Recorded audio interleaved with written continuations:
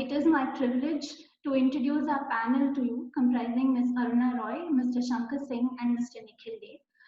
I would like to extend a very warm welcome to both of you who joined us today. Mr. Nikhil Dev is expected to join us through the discussion.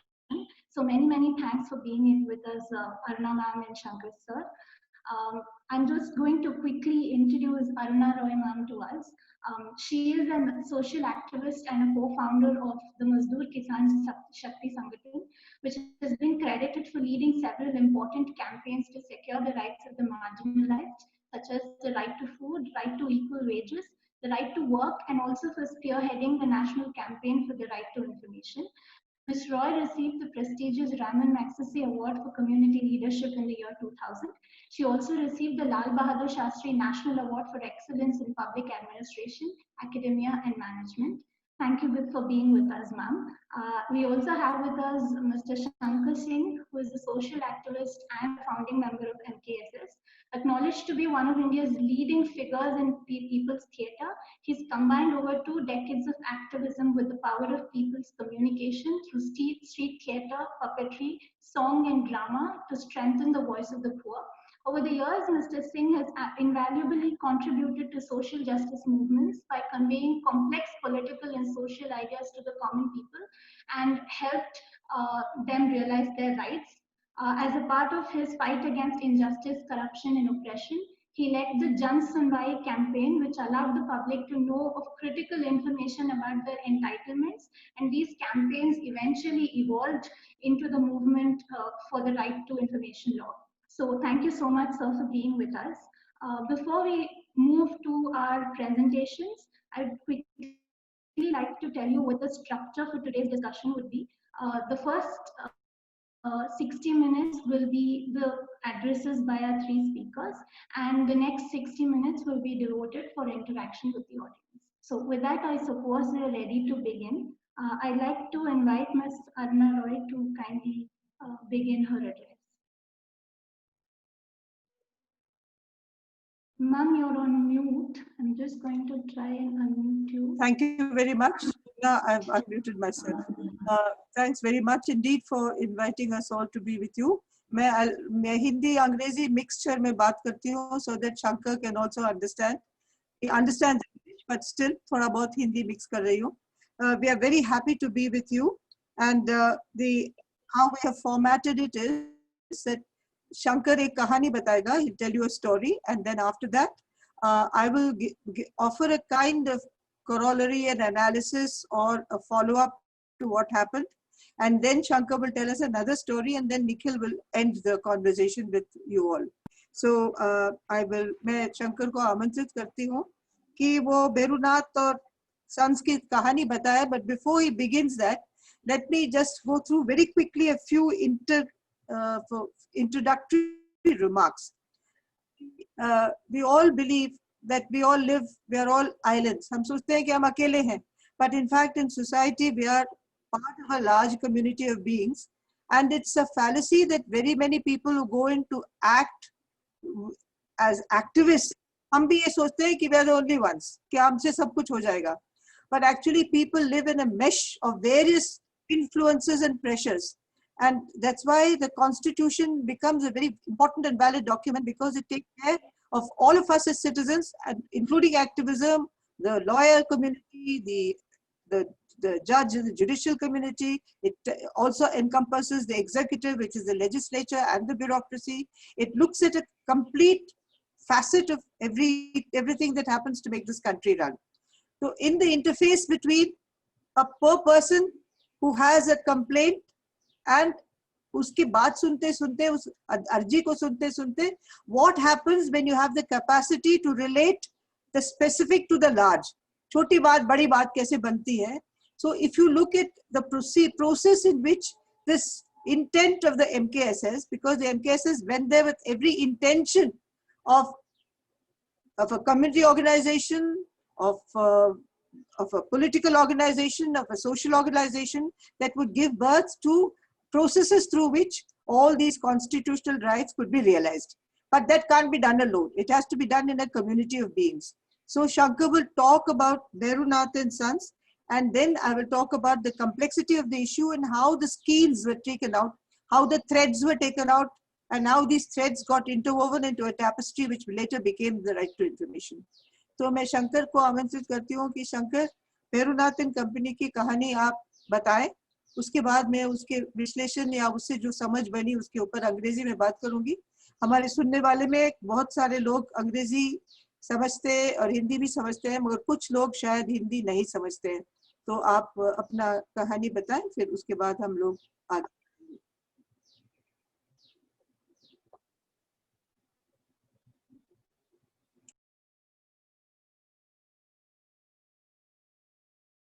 Shankar, अपना mic on करिएगा please.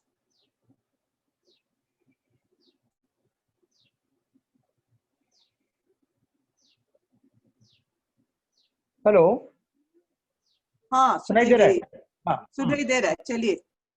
तो Bhairunath and sons एक ऐसी company है जो material supply करती है, लेकिन ये कंपनी ऐसे कैसे हमारे सामने आ गई कि हमारे सामने जो लोग आए वो उन्होंने कहा कि हमारा एक पेमेंट, मजदूरी का पेमेंट अटका हुआ है और वो हमारी मजदूरी मिल नहीं रही है. तो हमने उनकी मजदूरी के बहाने सोचा कि ये मजदूरी आपकी कहाँ अटकी हो सकती है, तो हम और देखेंगे ये पेपर. तो जैसे हम पेपर देखने की बात आती है तो सरकार पूरा, क्योंकि सब कुछ कागज से ही चलता है, वो अगर आज भी करोड़ों रुपए का करप्शन अगर हो रहा है तो आपको कहीं ना कहीं कागज उसके तैयार करने हैं. वो बिना कागज पैसे खा सकते, तो वो कागजों में सब एंट्री होती है. तो हम वो कागज देखने की बात करने लगे कि हमें वो इससे संबंधित पेमेंट के कुछ हमें दिखाओ. तो उन्होंने वो दिखा दिया, और वो आसानी से नहीं लेकिन बहुत परेशानी के बाद उन्होंने जब वो दिखाया तो वो बिल जो था उस बिल पे लिखा हुआ था भैरूनाथ एंड सन्स, और जिस व्यक्ति ने काम किया वो मटेरियल उसी ने खुद ने दिया था जो उसका पेमेंट बाकी था. उसने कहा कि ये भैरूनाथ एंड सन्स कंपनी, मैंने कहा इसने कोई सप्लाई किया है? तो उसने कहा ये तो हमारे यहाँ तो ये कोई ऐसी कंपनी नहीं है और इसने कोई सप्लाई हमने नहीं किया. हमने खुद ने मटेरियल सप्लाई किया, उसमें पत्थर, चूना, सीमेंट, ये सब. हम उस भैरूनाथ कंपनी का ऑफिस ढूंढने लगे भीम में, लिखा हुआ था बस स्टैंड भीम और भैरूनाथ सन्स, ना ऑफिस नहीं, कुछ नहीं, एक बिल है केवल. और वो बिल बुक कौन चला रहा है? उसी पंचायत टीम में जो अकाउंटेंट है वो पूरा लेन देन करता है.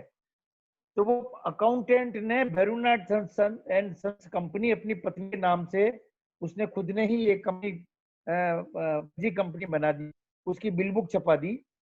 तो पूरी पंचायत समिति में हम एक व्यक्ति की बात कर रहे थे उसकी मजदूरी की, लेकिन पता लगा कि उसकी बिल बुक पूरी पंचायत समिति में हमारी है. और किसी भी पंचायत में कहीं भी कोई बिल गफला करना हो, पैसे खाना हो, तो वो भैरूनाथ एंड सन्स कंपनी के नाम से बिल लगाए थे, पत्थर, सीमेंट, बजरी.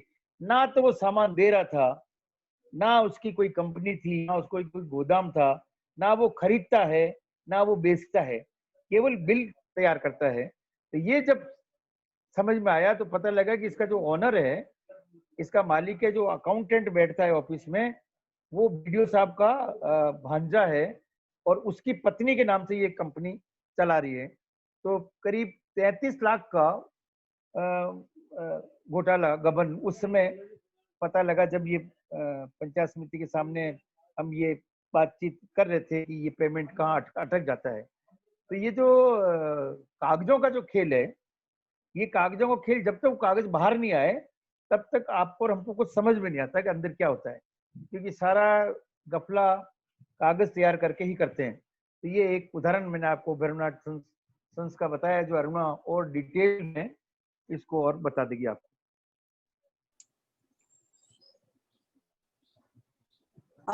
How many of you have understood what Shankar said? In any case, if someone hasn't understood, I would like to ask Purna, is there someone going to translate? Yes, we have a team member who will translate. So if you want us to do it now, we can. I think we have to do it now so that what I say makes sense. Okay, yeah. Swati, would you please be able to help us? Yeah. Yes. Thanks. Thanks, Shankarji, for उस छोटे कहानी के लिए. Just a very quick translation. Bhairunnath and Company is a company that supplied material. The people, when they weren't getting their wages for the work that they'd done, they approached MKSS and saying that they'd not gotten their wages. MKSS said that everything is based on paper, and we need to see what paperwork there is to be able to scrutinize it and see where the glitch or the hiccup is in people getting their wages. That's when the people produced this bill called, the letterhead was Bhairunnath and Sons. Once they investigated about Bhairunnath and Sons, they went and looked up the address. The address was somewhere near a bus stand, it said. And they found that there was really no proper, that address was a fraudulent address, and there was no such company called Bhairunnath and Sons. They also realized that there is an accountant who really does this doctoring of the finances and the money, who whenever wanted to produce a false bill, there would be this bill of Bhairunnath and Sons, but Bhairunnath and Sons was not supplying anything, nor were they buying anything. However, there was this bill by Bhairunnath and Sons everywhere. Further investigation led them to understand that this was a company registered under the name of the wife.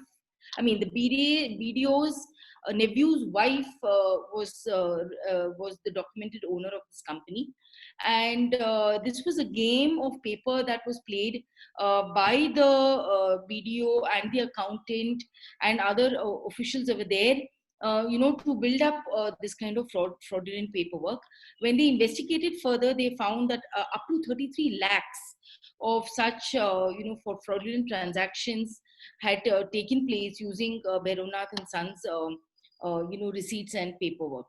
What Shankarji ended with saying is that if we wanted to understand what was going on, then one had to understand what the game of the paperwork was. Otherwise, we wouldn't have understood the story. Yeah, thanks, Poorna.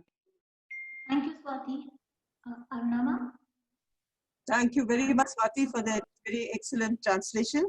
Makes my job very much easier. So thank you very much. What Shankar was saying was that actually, let's take it in a sort of a frame of how and why and what and how these things happen. The first thing is the act of listening. And I think the act of listening is critically important. And as we all know, if we don't start listening, we cannot proceed with a dialogue or a conversation. And without a conversation or a dialogue, there is no redress of any grievance and there is no democracy. So in a sense, questioning orally or questioning on paper, and questioning and answering that question either from myself or yourself or from an institution begins the process of addressing people's distress. So since MKSS was there for the Mazdoor and Kisan, that is the farmer and the peasant, and the problems that beset them, the first issue that came up was the fact that wages were not paid. So if wages are not paid, then the granting and understanding that poverty is one of the most important oppressions of all time is still in our country in many places. So not being able to access the right amount of money for wages as wages for work done could inflict great distress on that family. So the first act is the act of listening. And before that, today, vitally important in today's context, because I was informed that we should talk also about, Poorna said we should talk about current issues. The act of questioning is vitally important. So the act of questioning and saying, where is my wage that I have earned? Why is it less? Becomes critically important in a democracy. And today that is what is being denied us in many ways and systematically being put down, because power cannot breed and power cannot become vicious and violent unless it stops all questioning. So questioning is stopped. So power centers, wherever they are, whether it is the block office in Beam or whether it is Government of India or any other government, or whether it is power centers located in big money, they don't want us to question, and they will seek ways and means of stopping us questioning. So allowing people to question and providing them the space to question is the first and most important thing. If we had not allowed that to happen, then Bhairunnath and Sons would never have come out as a such an extraordinarily large issue in what is a very small place, which is a small subdivisional headquarter. So in this, the process of beginning to listen to grievances corrects all our perceptions. We have all kinds of perceptions about how corruption takes place, how oppression takes place.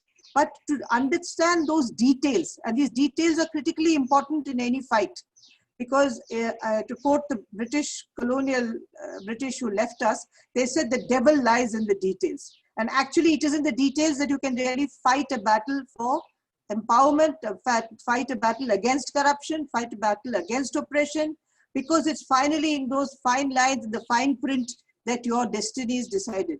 So it was critically important to see the fine details of what was happening. So the whole issue of Bhairu Nath and Sons and the demand for an inquiry would not have happened if we had not realized the amount of money that was embezzled. We did not know it was 37 lakhs. We thought it was a couple of lakhs, because we knew that no material was supplied. They booked for cement, no cement was supplied. They booked for bricks, no bricks was supplied. They booked for steel, no steel was supplied. So if there was none of this was supplied and we saw this, then it was an issue of great concern. And how did we know? Because Nikhil and Shankar happened to look over the shoulder of the SDM at his records when he was doing the preliminary inquiry. So the preliminary inquiry established the demand for the real major inquiry that we asked for. So in asking for an inquiry, we engage with the government, because after all, who does the inquiry? You and I can't do an inquiry. The inquiry has to be done by a government body, because only then it has validity, because the facts admitted or not admitted by me will not stand in a court of law unless there is the validity that it has been looked into by the government itself. So the inquiry was conducted, and it's in this inquiry that these 37 lakhs were established as committed fraud, and it was building all this block by block. And that's why it's called a struggle. We are all called people in struggle. So we struggle every single day with immense amounts of what would normally be called boring activity, looking through pages and pages of documents, looking at vital issues and clues that will lead us somewhere. And in a sense, some of the lawyers who are present in this audience will understand how much it takes to prepare a case. So likewise, you have to prepare a public case for this. So in the engagement with government, when Bhairu Nath and Sons was declared a fraudulent company, and then there was all these people, legal action was taken against them, we did one more thing, and that was we made the pilferage and corruption of people a public issue. Normally, pilferage and corruption remains a private issue or a personal issue. But for the first time in our area, it became a huge public issue. Because though that amount of 36 lakhs was not a small amount, did not affect one family, affected large families, affected the budget of the block, the development block, affected the prospects of enormous numbers of people. So it became a huge issue and a big issue of public concern and in the public domain.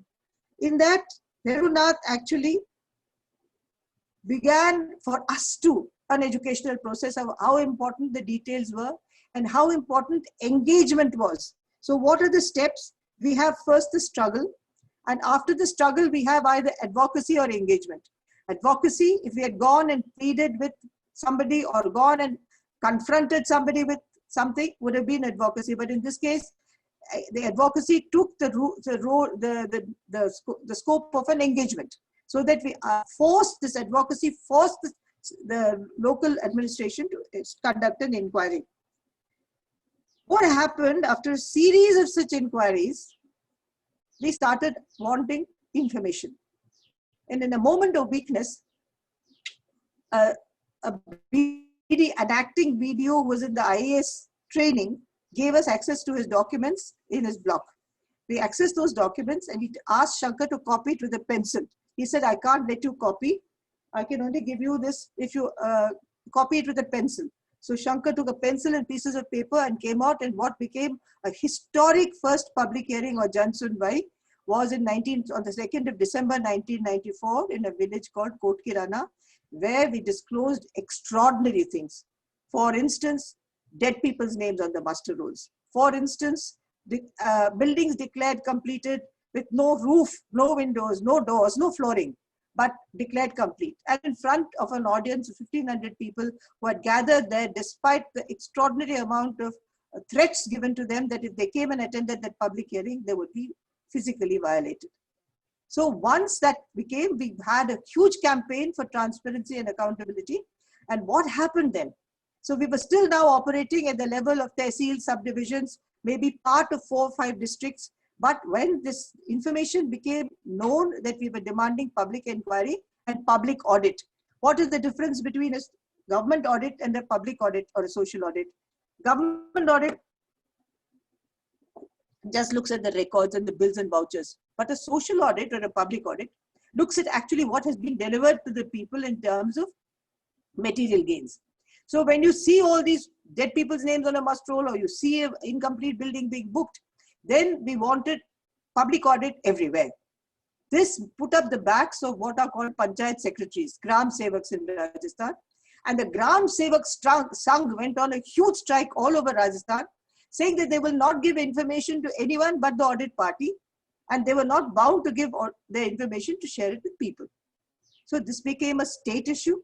And when it became a state issue, the chief minister got involved.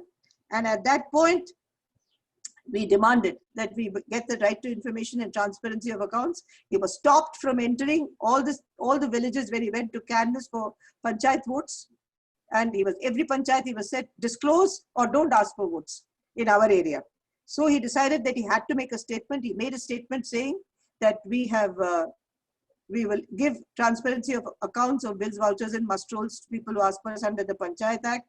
He said it in the assembly, and then he didn't do it. When he did not do it, then came the campaign. Then the campaign became huge, the local campaign. And the local campaign demanded that he keep his promise that after all he was an elected representative. He keep his promise that came and also brought in the notion of accountability, that he keep his promise and also disclose the vouchers, must rolls, and bills which we wanted disclosed. Because he had made an announcement in the assembly, and that was sacrosanct. It was not his public speaking, but that he had made such a statement. Then, when we demanded all this, they went into a great panic because they didn't know how to get out of it, because he had made the statement. It was a minuted statement. That's where, again, the whole issue of facts, papers, documents became very important. Then he went into a panic, and then he said, then we finally waited for 1 whole year since he made the statement. When they didn't give us information, we took a march in the town of Biawar, which is our closest point. And there, 1,500 of us went and occupied the marketplace, the central marketplace, and they said, we are here on Dharna and we are not getting up till we get the right to information or the transparency of bills, vouchers, and muster rolls.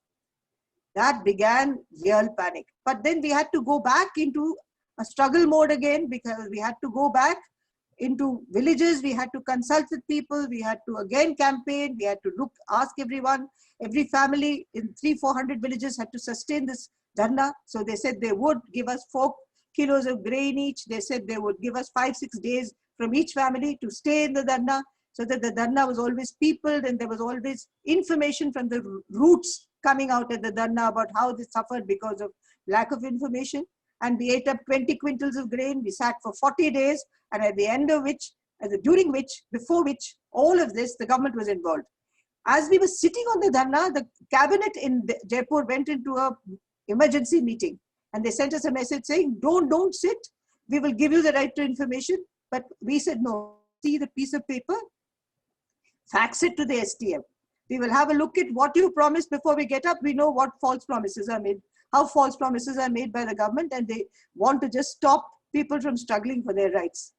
So then they brought this piece of paper which said, you can copy by pencil, but you can't get a photocopy. We said, the chief minister had said he'd give us authenticated photocopies, and we are not settling for anything less. We want authenticated photocopies, and we're going on dharna. So we sat on dharna. There was a big ding-dong, little struggle, engagement. The campaign was formed at that stage. The National Campaign for People's Right to Information got formed. Hundreds of people came to the dharna from all over India. Medha Patkar came, the late Swami Agnivesh came, late Kuldeep Nayyar came. So many eminent people, journalists, newspaper reporters, media, everyone turned up at the dharna to say this is the second war of independence. You must continue to fight because the constitution gives us the rights, but how do we realize those rights? So the right to information is an extremely important right. So not only will it enliven and make sure that Article 19 functions, but all the other rights given under the Constitution can only function if we get this particular right. Then when this campaign and the demand for a legislation began, again, there was engagement, because we went and sat with the NCPRI, sat with Justice Sawant, who was the chair of the Press Council of India. The Press Council made the first ever draft of the RTI. And they used an earlier draft made in the National Academy of Administration by us activists, with some of the fellow beings. Harsh Mandar was there as a program officer at that time. And so he brought us there, and director of the assistant director of one of the various programs there. So we went there and we got a law, the first draft law made. Then that draft law was given to Justice Sawant's team, which then changed and redrafted the law. And the first draft of the law was made under the chair of Justice P.B. Sawant, who was ex-Supreme Court judge and chair of the Press Council of India. This law, that draft law, was sent by him to the members of parliament, to the members of legislative assemblies, to the chief ministers, to the prime minister, to say this is a law that should be passed for enabling better governance, for enabling rights of citizens, for against corruption, and for accountability, for transparency and accountability. Now this law we took from state to state, and many laws were passed. Tamil Nadu passed the first law in 1996, a very bad law. 1997, Goa passed a much better law, and it maintained one of the important components of the law, which of course I have not mentioned everything, but one of the important sections of the law, which said that when we were arguing about what can we see and what can't we see, because there must be something which must be under the security of the state. So one of the directors of the National Academy, just N.C. Saxena, came out with this suggestion that what the member of parliament, what the representative can see, that is the member of parliament, the member of the legislative assembly can see, or the sarpanch can see, or anyone can see, the citizen can see. Because after all, they are only our representatives. So what they can see, we can see. Very simple, and in one line, it was a clean, neat definition of what we could see and what we could not see. So as you can see, it was an integration of many minds, of many kinds of skills, of many kinds of opinions, many kinds of qualities, and many kinds of strengths that brought together this massive campaign, which became a successful campaign. But then when the NCPRI passed this law around, the government of India did not pass the national law. There was a lot of debate about the state laws and the national law, which will supersede what, can they both coexist together, which I'll let my colleague Nikhil deal with when he speaks. But what did happen was that the demand for a legislation became concretized. And all over everyone, there were big movements, there were campaigns, there were struggles for the right to information law. All over the country, in many states, it was picked up. And the Rajasthan Act was passed in 2000. When the Rajasthan Act was passed in 2000, it did not have in it a provision for penalty if you did not give the information. What had happened was that the chief minister, and I'll lead up to it, and then of course Shankar will tell you the next story, which is Janavad. What happened was that we were asked to go and look at the records of this particular place, and the people who came from Janavad wanted a public hearing in their village. Shankar will expand on it. But what I will say is that when they came, they wanted information. They came to MKSS and they said, if you do not help us get the information, we'll sit down in Dharna in front of your office. So we said, we don't have to sit on Dharna. It's our job and it's our commitment to get the information. So we moved the government of Rajasthan, we moved the collectorate. They all gave orders. The chief minister gave an order that the information must be shared. And in spite of that, you would be surprised to hear that the information was not shared. And this Gram Sevak, who was the Panchayat secretary, who was a Hapani person, he ran away with the papers and got a stay from the High Court of Rajasthan High Court. We got a stay, and because we got the stay, information was simply not shared. It took us a year to get that stay away.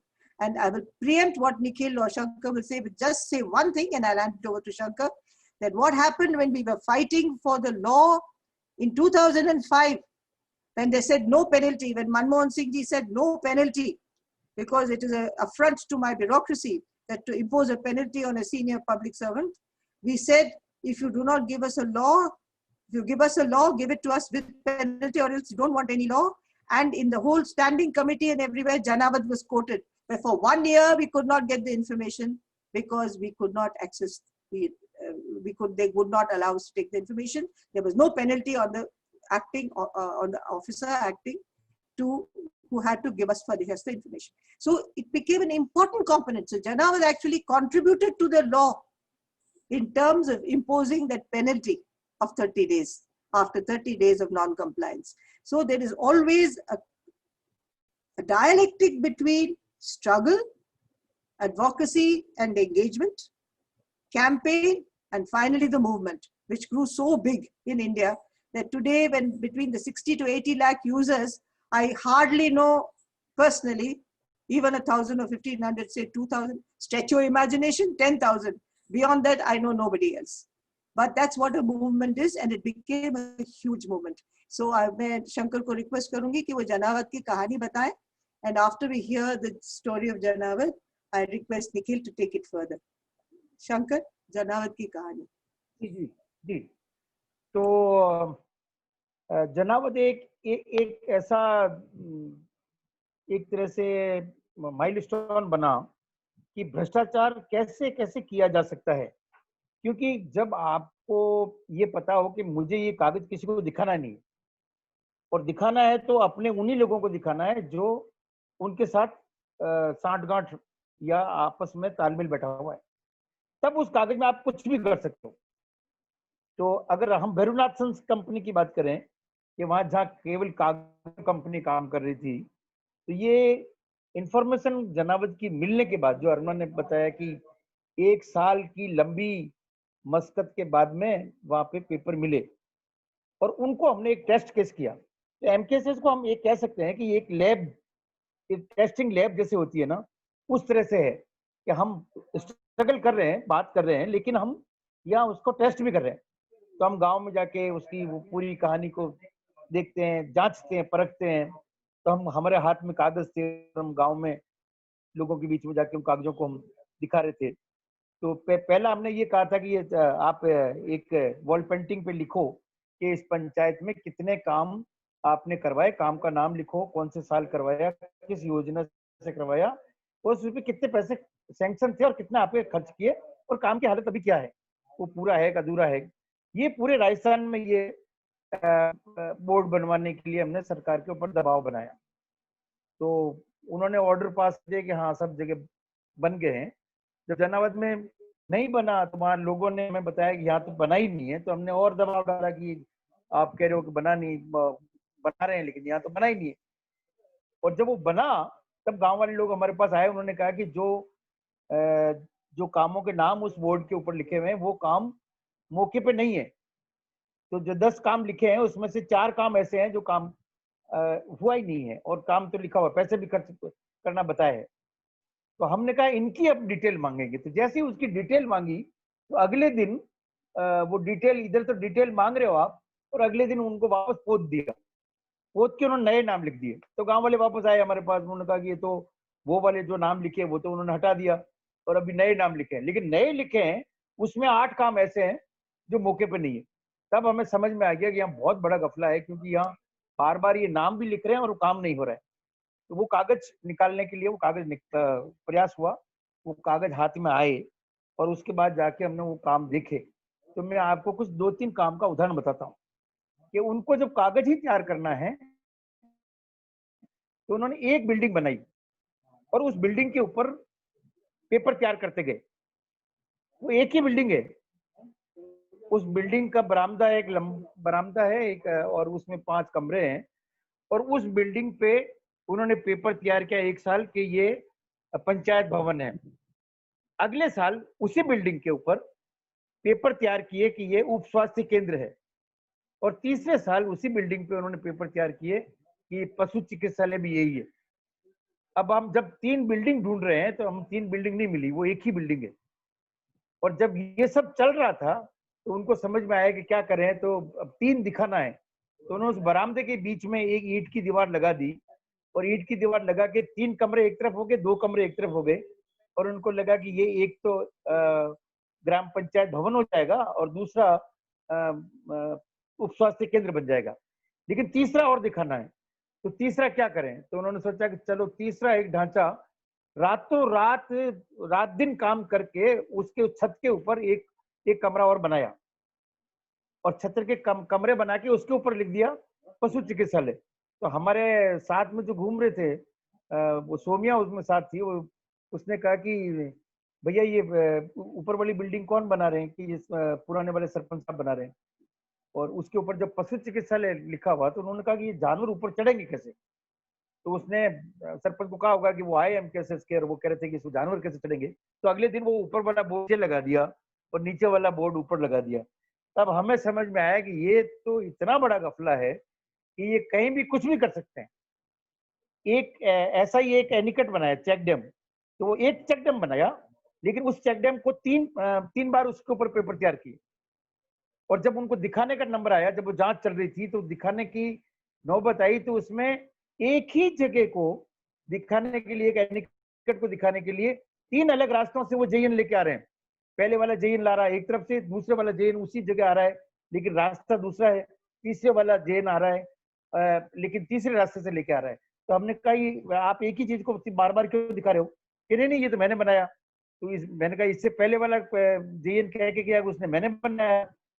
तो एक building बना के आप उसके 3 नाम रख रहे हो, 3 नाम अलग रख रहे हो, और 3 रास्ते अलग अलग दिए। तो ऐसे उन्होंने गफले सब जगह किए। स्कूल में कमरों में गफले किए, पुलिस ने एक कमरा बनाया और 2 की बुक कर दी। हर स्कूल में एक कमरा बनाया, 2 की बुकिंग कर दी। तो कुएं में, स्कूल में, एनीकट में, चेक डैम में, जहां जहां मौका मिला वो वहां से पैसे खाते रहे, और केवल ऐसे ही कागज तैयार करते और एक ढांचे में कुछ भी करते रहे। तो जब कड़ी से कड़ी मिल जाती है तो वो आप देख सकते हैं कि किस तरह से वो करप्शन का लगाते हैं, क्योंकि कागज ही तैयार करने हैं और करना होता रहेगा। तो ये चुनाव एक तरह का अकेडमी में, IAS अकेडमी में भ्रष्टाचार कैसे किया जा सकता है उसके लिए कोर्स का हिस्सा भी बना हुआ है। वहाँ उनको जब भी उनका ट्रेनिंग होती है तो उनको सिखाते हैं कि कैसे कैसे भ्रष्टाचार कर सकते हैं। ये उदाहरण जनावत का आज भी उनके अकेडमी में मौजूद है।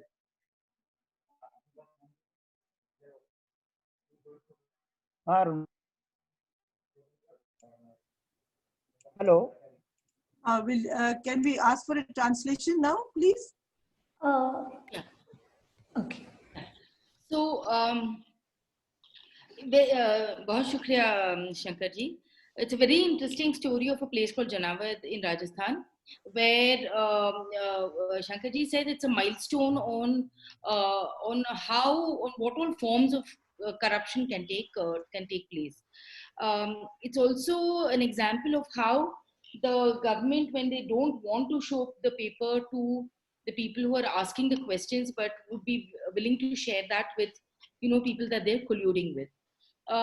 They managed to get the paperwork. It took them a whole year actually for them to unearth this whole very deep web of corruption that was taking place in Janavad. He also said that MKSS with a lot of pressure had put a lot of pressure on the government, that in each village there be a listing of all the work that's done under different schemes.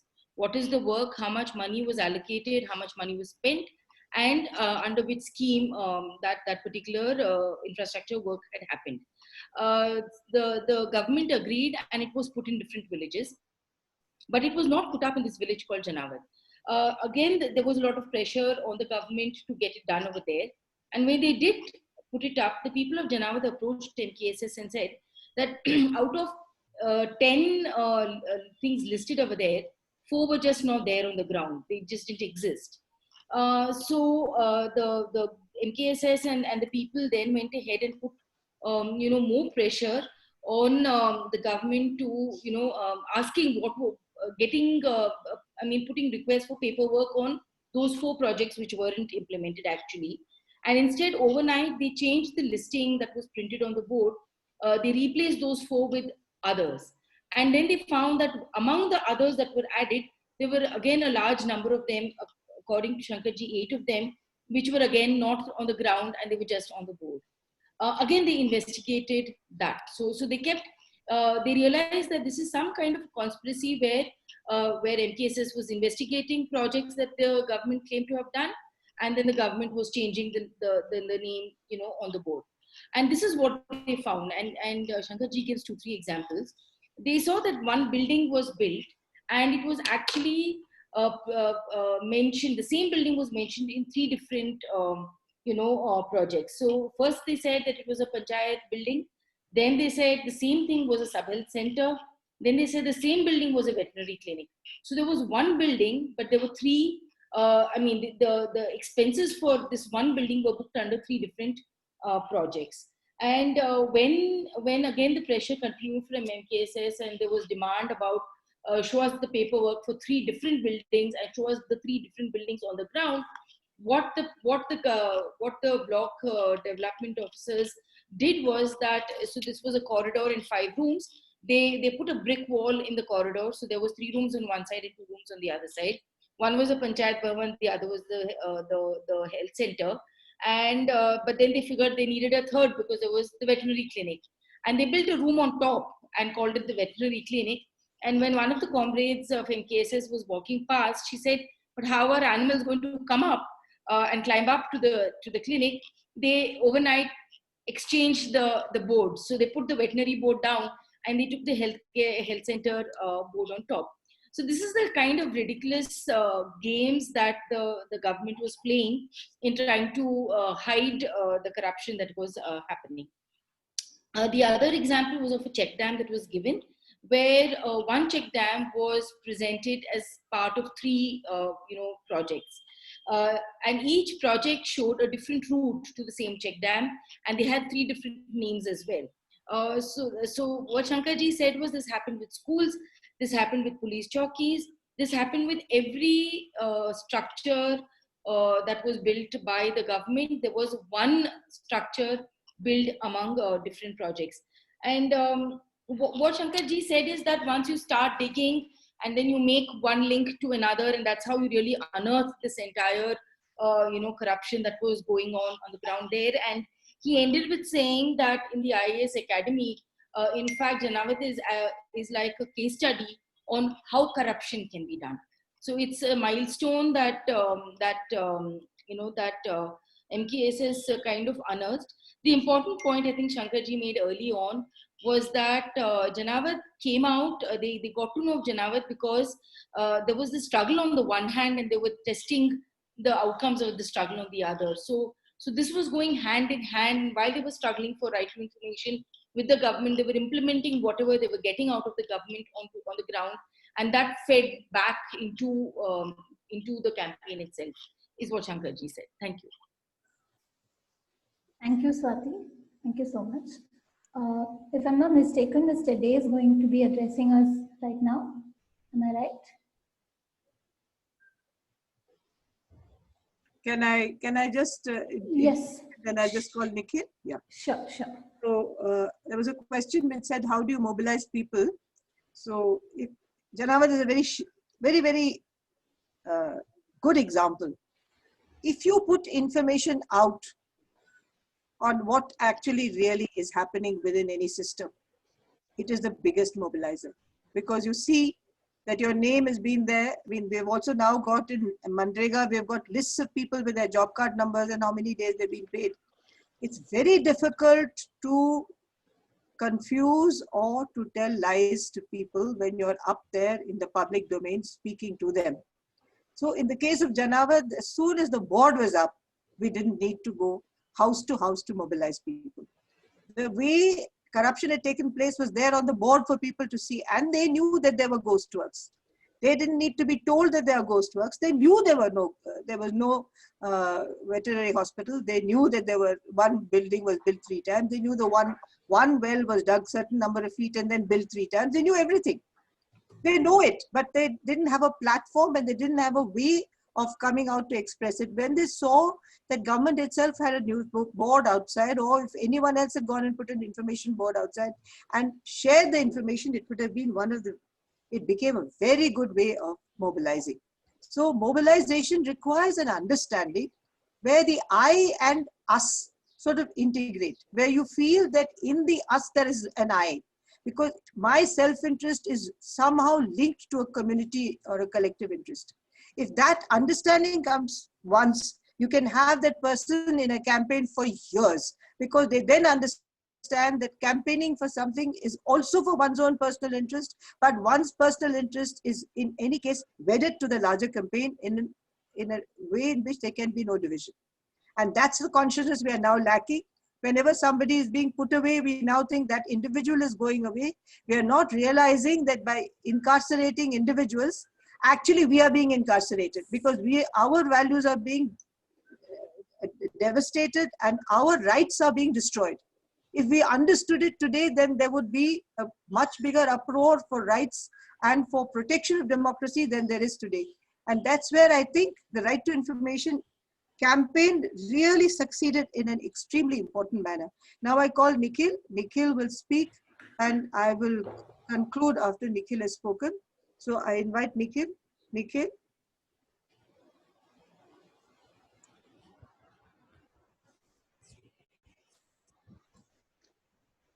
Yeah, hi, can you hear me?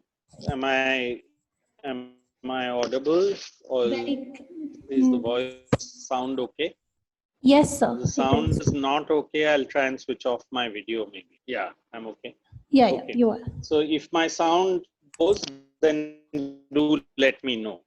So what Aruna and what Shankar has explained in great detail, and Aruna has made a link to, is the fact that we have a scenario where in the MKSS experience, understanding the details of where these particular thoughts connect with broader constitutional principles, with broader ideas in the Constitution, with our fundamental rights, with our directive principles, all of them have to be played out for people in their own lives.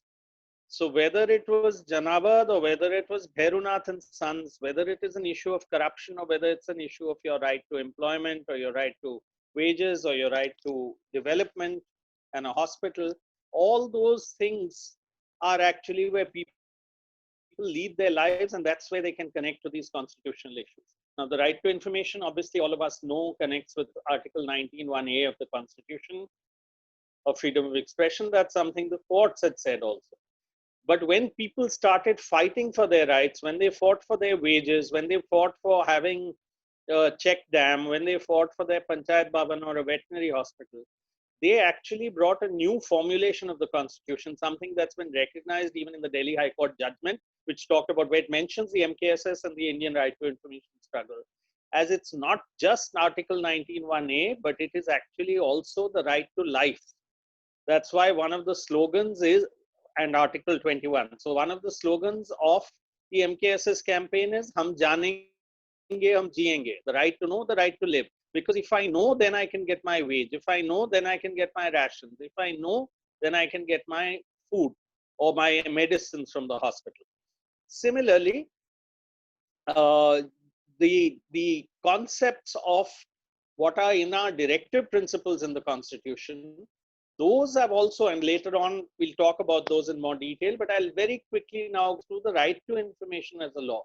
Janavad was a time when the Rajasthan law had been passed. We had already, from the year 1994, when the first public hearings took place, to Janavad when 2000, in the year 2000, when public hearing took place. Janavad followed 2001. It followed the Rajasthan Right to Information law passed in the year 2000. And it showed that even though the law was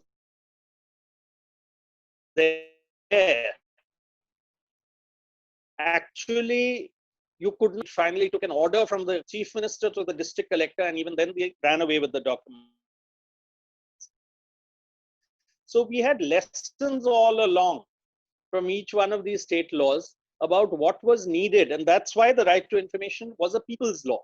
From each place, from a Janavad, from a Bhairunath and Sons, from a PDS public hearing, from Harshmandat telling us, okay, you do a PDS public hearing in Bilaspur where he was this divisional commissioner.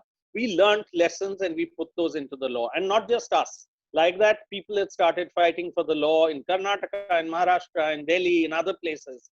And from the bad law that Tamil Nadu passed, we learned lessons because their law was how to not give information through a right to information law. They had 27 exemptions that began the law. So these were various things, and the NCPRI spread through the process this making of a people's law bottom up all over and connecting it to our constitution and constitutional values. A case was put by NCPRI and others in the Supreme Court asking for information, which led to the freedom of expression, freedom of information law passed by Indian Parliament, which did not get notified. That's again a lesson. Government will tell you it's doing something and it won't notify. And 2 years later, when we went to the government and said, why are you not notifying even this poor law, even this weak law, at least notify it and let us work on it and use it. They said, oh, England passed a freedom of information law and has given itself 6 years to be able to bring its systems into place. India is far behind that, so it will take us many more years. So it was clear that the intent of government was not there. And many of you may know that there are many laws that do never get notified. They just get passed and they sit. And that is also something that's part of this legislative process. So the RTI law was being constructed bottom up, brought about together. It was there, and all this is part of the people's movement asserting itself about why it wants a law. But there should normally be a process where people are involved in lawmaking so that people know what should go into the law. When the law went finally in 2005, after we had a process of actually a campaign all over, the freedom of information in the BJP government being passed and notified, a campaign during the 2004 elections, putting RTI into very political party manifestos, the UPA winning, forming a national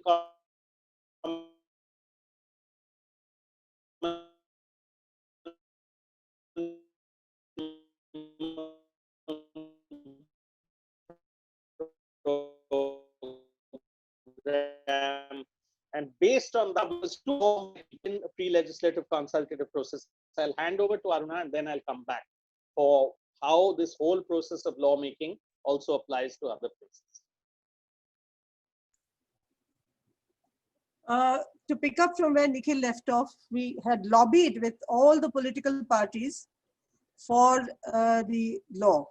We had met all the opposition leaders, then BJP, NDA was in power, and we had gone to all the opposition leaders to say that they must put this into their manifestos and also ensure that this law was passed if they should win. In 2004, the UPA won. And when they won the election, they brought out a document called the National Common Minimum Program. It's available, you can see it if you go Google it. So the National Common Minimum Program was the manifesto post the election of a party in power, which included the left parties, which said that they would guarantee to the people that who had elected to them to power the following issues. And in that, the first one they promised was the MGNREGA. The first or second right they promised was the MGNREGA. And as they went on, they also promised a better RTI law, because we had said that the Freedom of Information Act was a very bad act, which really doesn't empower us in any way, not notified yet. So there was no way we could tell you how bad it is, because we couldn't prove you any cases from the implementation of it. So that National Common Minimum Program, when it stated that it would give us all this, which was also the second step of the transparency debate, we needed transparency and accountability. So this was accountability of an elected government saying, we will set it up, we are going to promise you this, and it extended it by setting up what they call the National Advisory Council, which was a council set up to monitor whether the government actually implemented the National Common Minimum Program or not. So it seemed at that time a fairly unusual step for a government to say we are setting up a committee to monitor ourselves as to whether we do or don't fulfill our promises in the National Common Minimum Program.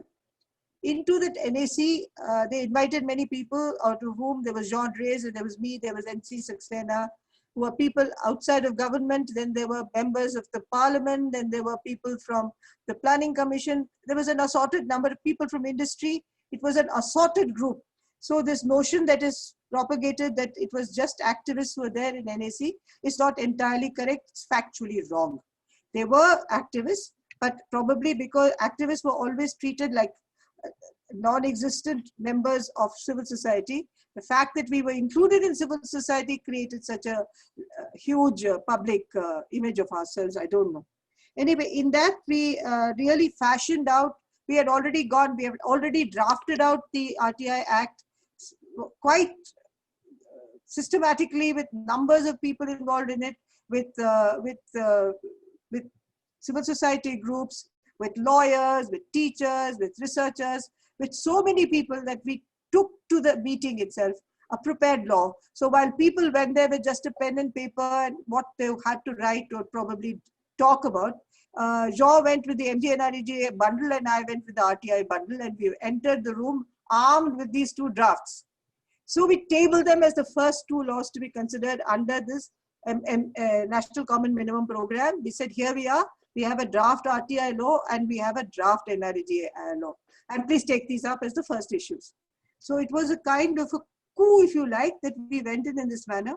And therefore, these two laws were taken up for discussion. RTI was taken up first because it was easier to do the RTI law because it had almost ready act. It had examples of state laws which were better or worse. So there were best examples to be followed of what should be done and what should not be done. So this right to information law was processed by the NAC and sent to government. And once they sent it to government, the cabinet took a very strong view on many of the issues that we thought were critically important.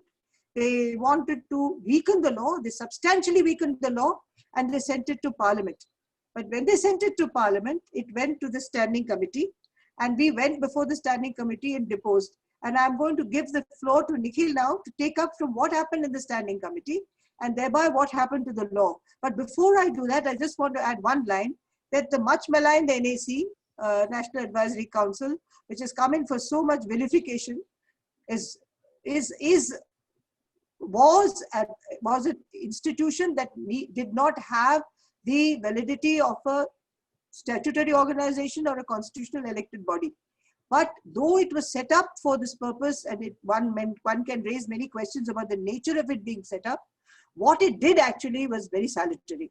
And it really looked at this National Common Minimum Program and looked at issues very critically and gave two extremely critical laws for this country, the RTI and the MGNREGA, and the third law was the Forest Rights Act. Three acts which came out of people's participation.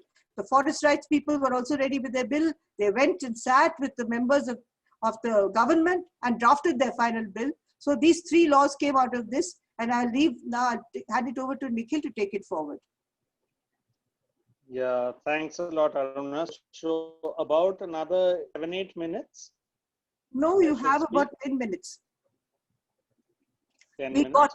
Got, I got the mic, so to speak, at about 4:10. So you have 4:15. So you have 10 more minutes. Okay. Okay.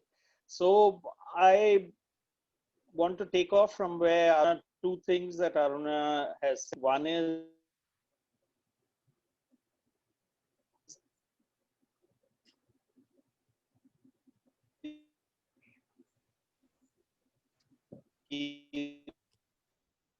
role of the standing committee.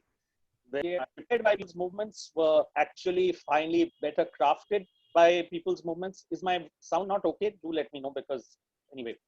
And then over a period yes, sir, of time. I'm sorry to interject. Though when you started, we couldn't hear you. Yeah, okay, that's fine. So you can keep my voice. That may be okay also. Sure, sure, sir. Yeah. You handle it from there. And Sure. if you can't hear my voice at all, then maybe Aruna can take it. No, this is fine, sir. We can hear you clearly now. So the whole idea of this people's law reaching there did not mean that you can get a people's law through, because finally Parliament has passed the law. So the National Advisory Council, the unique place where a whole lot of people from academia, civil society, policymakers were there together and invited by the government to make sure that what there was their agenda in the National Common Minimum Program of the UPA could be brought through. Now, when it went to government immediately, the face of the law that we saw, which came back to us, it had very little to do with the draft that we had put in. Because Aruna was in and Jean was in and others were in the National Advisory Council, we got to know what's happening in government. And we realized that the law is being defanged, it's being removed, all its good provisions are going. So back we were on the streets. So at no point were we off the streets, even though we had people within the National Advisory Council and we had access to certain amounts of government. Most importantly, we had access to information of what was happening. When it went to the standing committee, that's when we managed to put pressure on the ruling party and the alliance, saying, this is what you had promised, this is what's gone to the National Advisory Council. And it will be interest you all to know from the bill that was tabled by the cabinet in parliament to what the bill that was passed, 152 amendments were brought about. That's what resulted in a powerful right to information law eventually. So that process of parliament, the process of people interacting with parliament, the process of having to put things in the standing committee, those are all very important processes in the process of lawmaking. And it is not only that parliament must do it and not only that people can do it, it is a combination of this that makes a participatory democracy. It doesn't mean that democracy can, and democracy in its current form where nothing is being sent to parliament, where massive bills are being, nothing is being sent to standing committees and consultative processes are terrible. When I finish, Aruna will again talk about the last thing that she did in the National Advisory Council, which was a pre-legislative consultative process. But I want to also now go to the other law that she talked about, which is the National Rural Employment Guarantee Act. Today, Raghuvansh Prasad Singh has passed away. And we do want to pay tribute to him actually at this moment, because he played a very big role in not just the passage of the law in that United Progressive Alliance, but as well as in making sure that the law would get implemented properly. And in a very real way, because he connected, he was from a farmer's family, he connected with these things. The National Rural Employment Guarantee Act and people's slogans very often describe what is the essence of the law. The right to information was Hamara Paisa, Hamara Hisab, Hum Janenge, Hum Jiyenge. The NREGA was Har Haat Ko Kaam Do, Kaam Ka Pura Daam Do. Simple, straightforward thing. It's something all of you who are listening to, we are listening to, what we are doing. Every hand wants work, and that work wants a just reward. And today in COVID times, when NREGA is saving millions of people's lives, 15 years after it has been berated, the RTI has been berated, we see that when people put efforts into a law, when people think about what should be in a law, it provides the best, not just relief, it provides the best rights. The NREGA drew its power from the directive principles. The Forest Rights Act drew its power from the directive principles. The RTI drew its power from the fundamental rights. And actually, many of our directive principles should have been fundamental rights, because they were what were actualizing the right to life and various other things. But I will name a few other laws very quickly, and we should all think about how much people contributed to them. The street vendors law, again a rights-based law, came from street vendors themselves agitating for years for it to come about. Amendments in the SC/ST Atrocities Act, again came from Dalit groups all across the country and from tribal groups, saying what is it that we need to make that law more powerful and work better for us. Disability law passed in theory, terrible in practice until amendments were brought about and the Disability Act became much, much more meaningful. The Domestic Violence Act, we need very badly a law for domestic workers. We have it only in certain states. And that was something that was being talked about. In COVID times, we desperately need a right to health. So the BJP government that came in saying rights-based laws are rubbish, rights-based laws are just giving handouts, and we need to empower people through the market. Where is that market? Where is the market empowering people? So the constitutional framework, the directive principles framework, the welfare state framework, all of these were being actualized during this 10-year period. And these were all actually being put into place. And even today, when there is a government hostile to these laws, it has to turn to the right to food law to save people from hunger. It has to turn to NREGA to give some degree of employment. It has to turn to the Street Vendors Act to be able to give something in to street vendors. Otherwise, it won't even know how many they are or where they are. It has to turn to the Building and Other Construction Workers Act to be able to hand over the cess that they've collected from everyone, but they are unable to give to people and give real rights. So rights at least empower people. And the biggest empowerment in democracy, and here's where I'll hand over to Aruna, that we would about 10 laws that were brought in that phase. There are another 10, 12 that the right to education came in as a, now we have a new education policy, which they're not even bringing to parliament. They're not even discussing there, and they're deciding that that is going to be how India's future will go. So, and which is undermining the RTE law itself. You are having environmental impact assessment removed and weakened through changes in rules.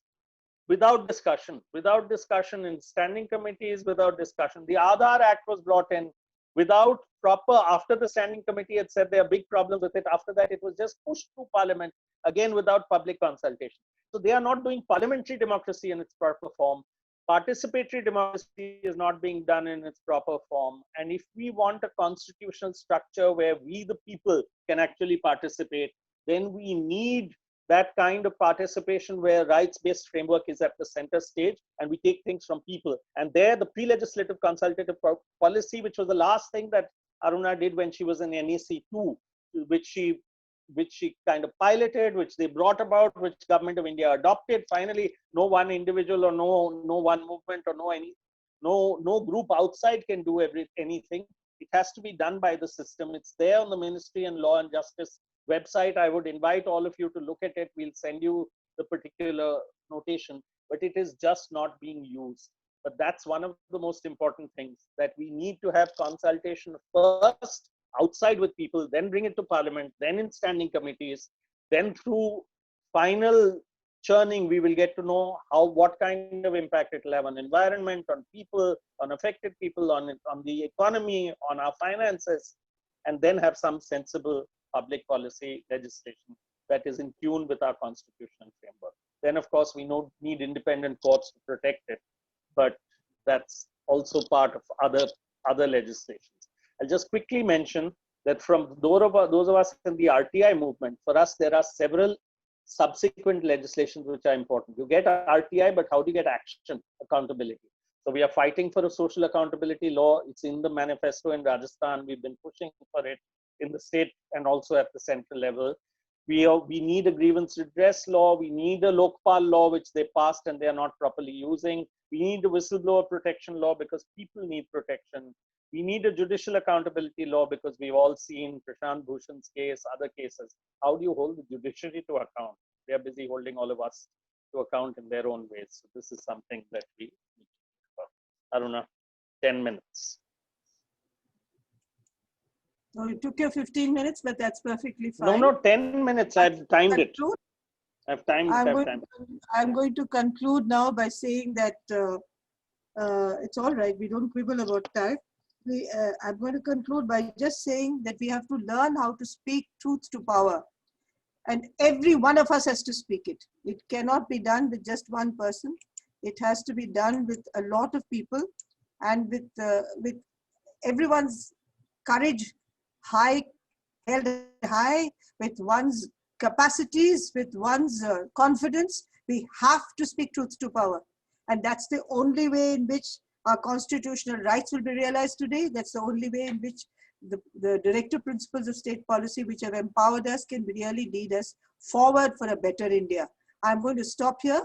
We'll welcome questions, but before we end the session, Shankar will sing a song. He's a great communicator. So he will sing a song and we won't join him because we are at 3 different locations. Otherwise, we would have sung the song with him. So may we invite questions now, Purna? So Shankar sir will be singing at the end, is that right? Yeah. Okay, sure. So firstly, many thanks to all 3 of you. This was such a great discussion to sit and listen to, so informative and so educative. The fact that, we've traced the whole evolution of the RTI law and how we've stressed on the idea that for people to understand the constitution and get a sense of what their constitutional rights are. We really need to play it out to them in as it affects them in their daily lives. We've seen the various stages that we'll have to go through for a movement to be built, namely the struggle, the advocacy, which then becomes a campaign and then a movement. Most notably, we've also spoken about how when there is people's participation, the law becomes that much more effective and that much more effective in actualizing the rights. And the right to information law is a great example in that regard. And also the most important part of the discussion was also the emphasis on the value of a parliamentary process, which is something we are missing out in current times, where processes in the parliament have completely been given up, and the government is doing as it pleases with its bills and laws. So the idea of a participatory democracy, the importance of public consultation, and what we need to do from our end to preserve our parliamentary democracy. These are very, very important ideas that you've given us today. So thank you very, very much. We have a few questions right now. I'm going to ask some of them to you. I'm going to put that to all three of you so that you can take it. So we have a question from Mr. Rajashekhar, who says there are few people demonstrations that are successful, and there are many others which have either withered off or are not successful. What do you see as critical factors? What do you see as critical factors for success? You were talking about engagement and a range of skills. How do you engage with people working for a common cause but differ on how to approach or operationalize? What has been your experience in handling difference of opinions? So anyone can take that. Shankar, ये प्रश्न ये पूछा जा रहा है. Would one of you like to translate, Swati, or should I do it? Swati, would you like to translate the question, or should I do the translation? No, I'm sorry. The audio was not very clear, Purna. Okay. Okay. Either So I'll do it, or if someone could do it now, and I'll do it subsequently. और अच्छा, Purna, ये पूछ रही है, ये पूछा जा रहा है कि कुछ तो आंदोलन सफल होते हैं, कुछ तो सफल नहीं होते हैं. तो सफल होने के कारण क्या है, और ये पूछ रहे हैं कि जब मतभेद होता है कि उसका समाधान और उसका संवाद कैसे बिठाते हैं हम लोग, और ये उसके जो प्रारूप है और उसकी प्रक्रिया है वो क्या होते हैं. तो मैं पहले तुमसे कहूंगी, तुम इसका जवाब देना चाहोगी शंकर? आंदोलन कुछ सफल होते हैं, वो बात सही है कि खूब सारे आंदोलन आप संघर्ष करो, सफलता नहीं मिलती है, लेकिन ये एक स्ट्रेटजी की बात भी है. राइट टू इन्फॉर्मेशन में खुद गवर्नमेंट ऐसे फंस गई थी. हमारे राजस्थान में एक कहावत है कि अगर सांप चूहे के भरोसे अगर चकचुंदर को पकड़ ले मुंह में, और उसको पकड़ने के बाद समझ में आए कि मैंने गलती कर दी, चूहा नहीं है ये चकचुंदर है, तो चकचुंदर को, पकड़ी हुई चकचुंदर को अगर निगल जाए तो सांप को मरना पड़ेगा, और छोड़ दे तो अंधा होना पड़ेगा. तो ये आंदोलन चालू हुआ, उसके बाद सरकार को समझ में आ गया कि नहीं दें तो भी मरेंगे, और दिया तो भी मरेंगे. क्योंकि नहीं दिया तो इतनी बदनामी हो रही है कि इसका मतलब आप बेईमान हो, आप चोरियां कर रहे हो, और दें तो भी मरना ही है, क्योंकि उसके बाद और खुलेगा ही खुलेगा. तो यहाँ सरकार की मजबूरी भी थी, आंदोलन की स्ट्रेटजी थी, लेकिन सरकार की मजबूरी भी थी कि वो भी इसमें फंस गई थी. तो कई बार आंदोलन की रणनीति के ऊपर भी बहुत फर्क पड़ता है. Shankar ji ने बोला कि I mean, sorry, Shankar ji said in response to the question, Shankar ji said that yes, some movements succeed, some movements indeed don't, but it's all a matter of strategy. In the case of the Right to Information campaign, the government was basically caught in a difficult place, where if they did not deliver, also there would be a problem.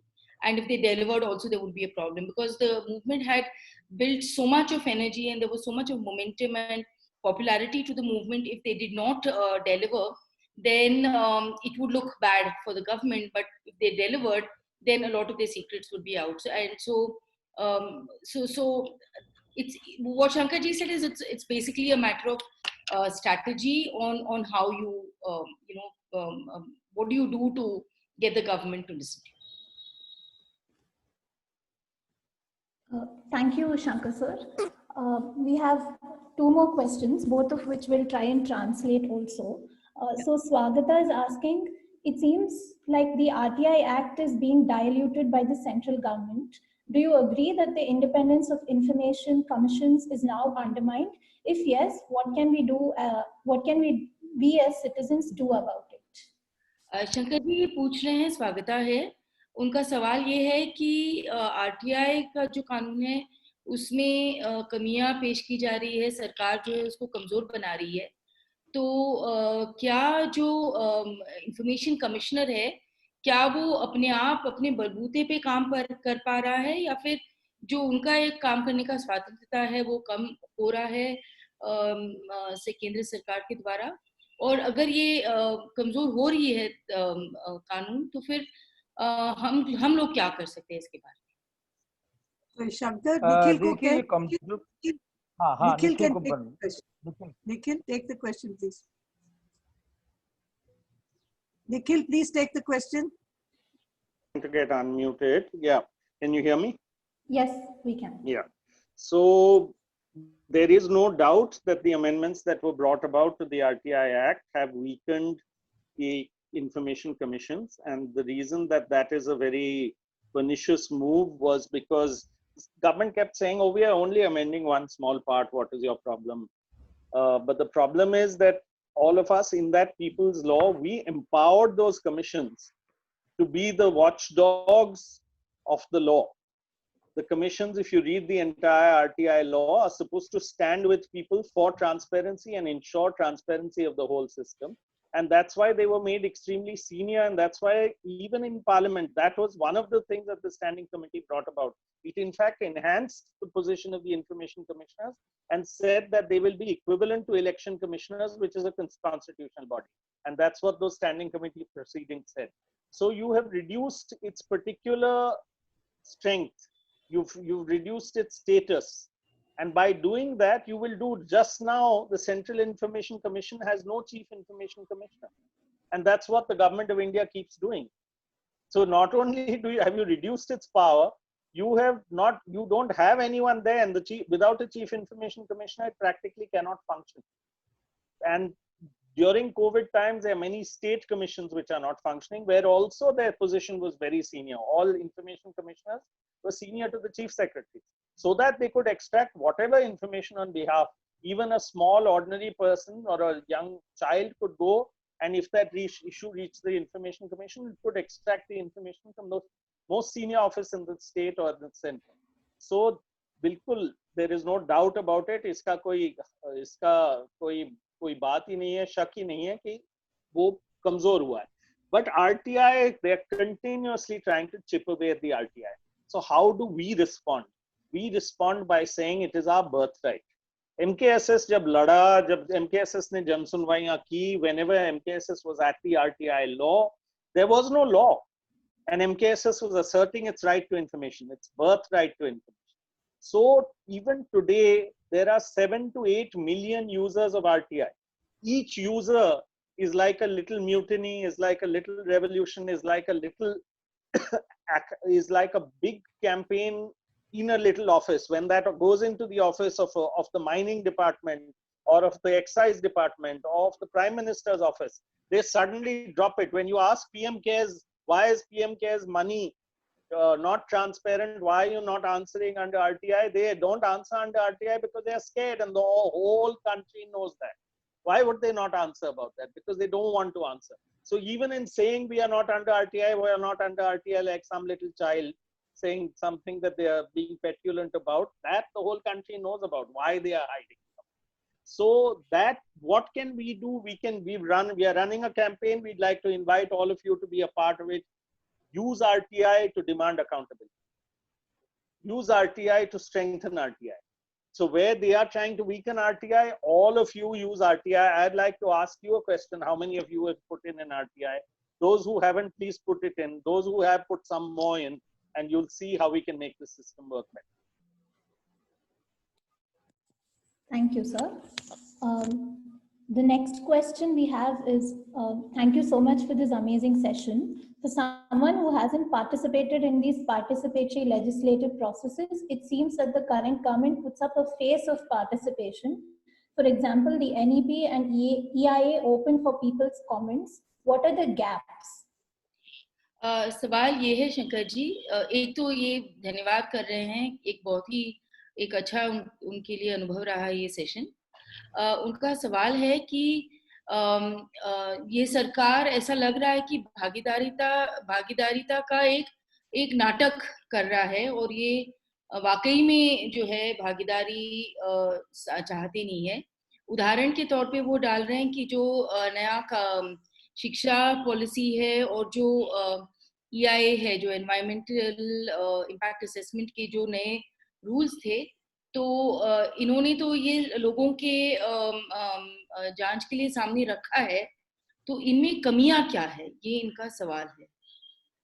तो मैं इसका जवाब दूं, निखिल और Shankar?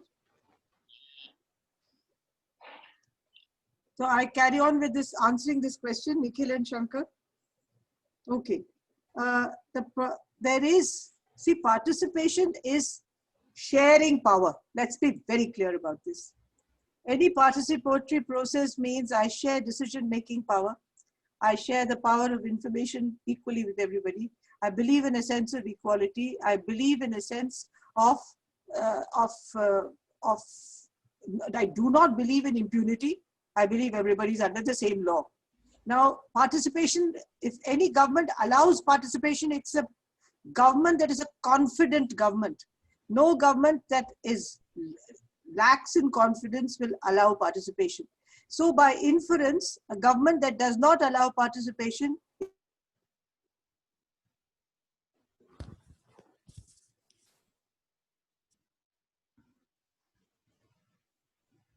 Ma'am, we seem to have lost you. So should I take on from there a little bit? Sure, and if Aruna comes back on, she'll come back on. So yeah, two things I'd like to say. One is completely, I underscore what Aruna said. That so any government that refuses to involve itself in a participatory process, a government that's afraid of participation. It's afraid of exposing itself to invite critique. Criticism is far away, to invite critique. Let's look at the various institutions that had participation which no longer exist, or if they exist are hollowed out. There were 4 wings of government which are fairly hollowed out in a democratic.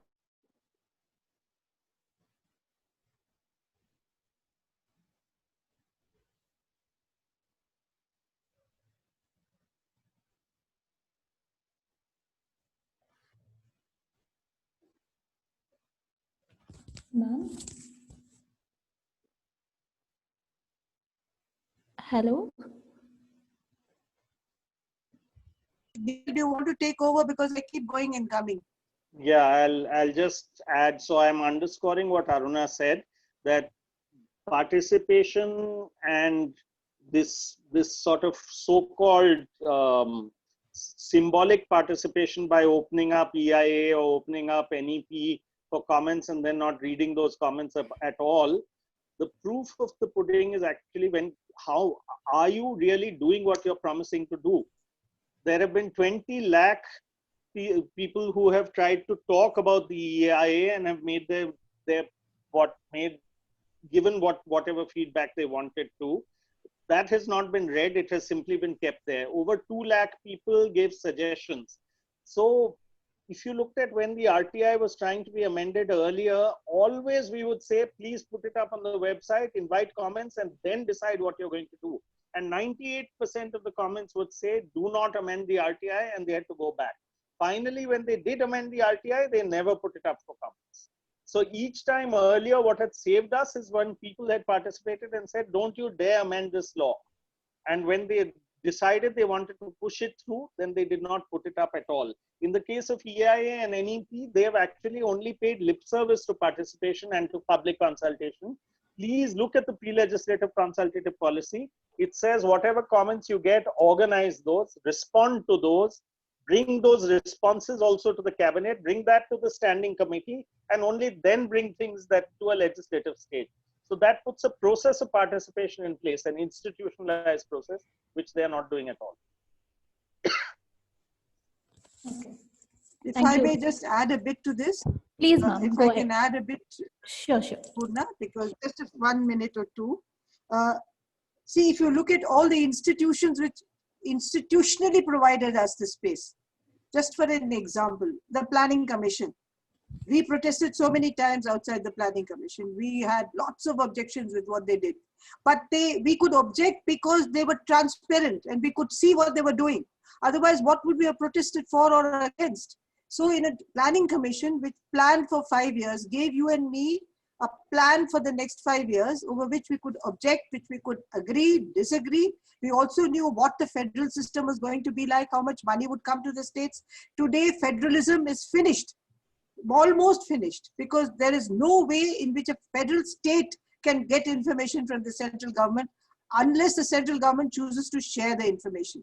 So if you look at all these instances, there is a question of participation. Even the limited participation democratically required with an elected representative group, parliamentary group, they are not doing. As Nikhil said, there is no parliamentary meeting. There is no parliament hasn't met for five months. It has not discussed all the vital issues. So even the limited participation of an elected member is not happening. So how can we expect from this group of people any genuine participation? Thank you, ma'am, and thank you also to Nikhil sir.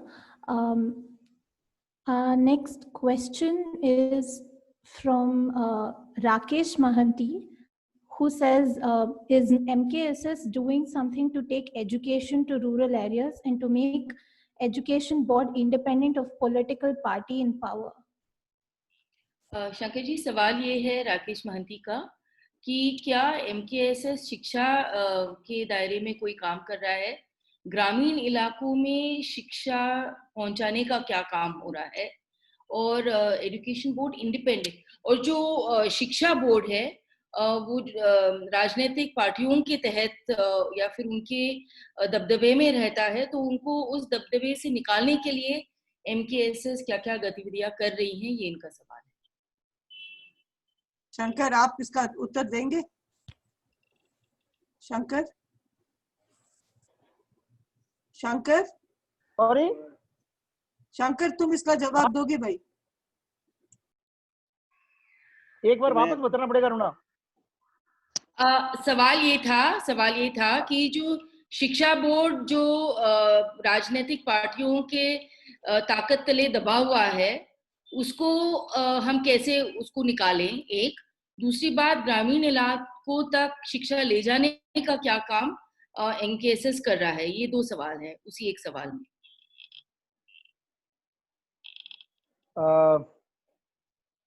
ये राजनीतिक पार्टियों का जो शिक्षा को लेके, क्योंकि खास तौर से जो बीजेपी का अपना उनका एक एजेंडा है कि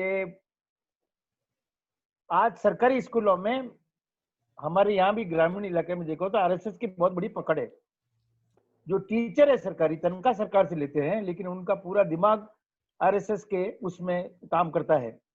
तो आज सरकार का एक राजनीतिक एजेंडा यही है शिक्षा के मामले में, वो जानबूझ के उस सिलेबस को ऐसा करना चाहेंगे ताकि आपके दिमाग में पढ़ाई के माध्यम से ये सब करें। हम बीच में एक किए थे शिक्षा के सवाल को लेके, राजस्थान पत्रिका के साथ मिलके MKSS ने यहाँ खूब सारे जगह स्कूलों में ये सर्वे करवाया था कि आपके स्कूल में कितने टीचर हैं और उस अनुपात में कितने बच्चे हैं, तो और कौन से सब्जेक्ट के टीचर है नहीं। तो उस सर्वे में इतना निकल के आया है, क्योंकि टीचर ही नहीं है, पूरे टीचर ही नहीं है। तो वो जो पूरा एक माहौल बना था पूरे राजस्थान में, उस समय ये राजस्थान पत्रिका के साथ मिलके पूरा किया था। तो ऐसा भी नहीं है कि हम MKSS केवल सब कुछ काम छोड़ के इसी में लगा हुआ, वैसी बात नहीं है। लेकिन जहाँ भी ऐसी कोई बात उठती है तो हम उसमें जरूर उसमें लगते हैं। लेकिन आज बात सही है कि शिक्षा सरकारी स्कूलों वाली शिक्षा एक प्राइवेट स्कूल वाला जो ढांचा है इसने लगभग तबाह कर दिया है, क्योंकि आज प्राइवेट स्कूल में लगभग आधे सरकारी स्कूल अब गरीबों के बच्चों के लिए रह गई है या लड़कियों के लिए रह गई है। गांव में भी लड़कियों को लगता है कि उनको भेजना है तो सरकारी स्कूल भेज दो, लेकिन बेटा है लड़का है तो उसको प्राइवेट स्कूल भेजो, या फिर गरीब के बच्चे जाएंगे। और ना सरकार का ध्यान है उसपे, और ना टीचरों की कोई बहुत बड़ी इच्छा शक्ति है कि उसमें टीचर भी पूरे नहीं है। वो सब कुछ होने के बाद भी शिक्षा की बहुत बुरी स्थिति है।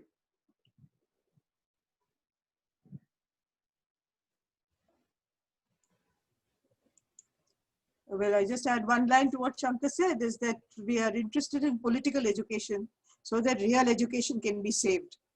It's the most succinct way I can put it, because education is something which is our fundamental right, and no government can change the educational syllabus and the curriculum to suit its own political ends.